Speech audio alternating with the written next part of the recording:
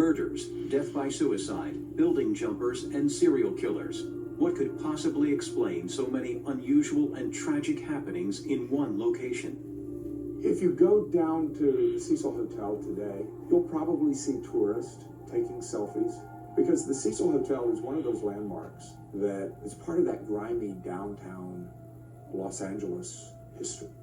People love to see the hotel. They love to look out the window and see the ghost signs on the buildings across the way, and to just get a sense of the time and the sort of spirit of the place. I think to some degree we imbue a building with that. I think we come to it with an understanding of its past, we come to it with an understanding of our own problems, and perhaps we bring these things to a place. The Cecil Hotel didn't make Richard Ramirez a serial killer.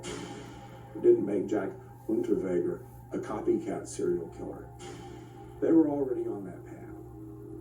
So is it human attraction to a dark place, or something from another world which made the Cecil a center of doom and disaster?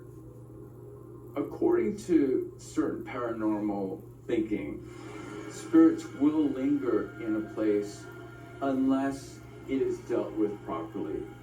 If there's a ritualistic banishment, something like that is needed for a place like this. I believe that this place warrants some kind of a spiritual cleansing. You know, it's infected on a spiritual level.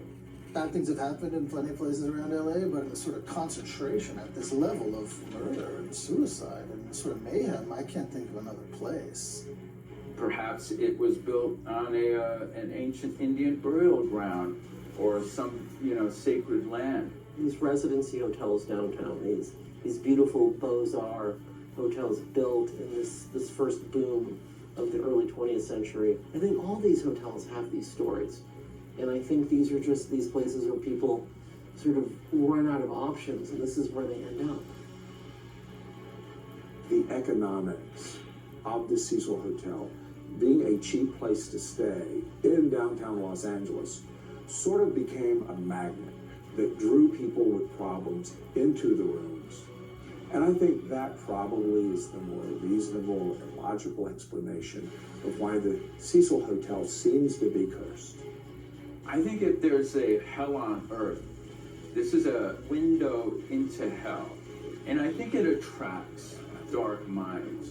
I would, relish the opportunity to stay there.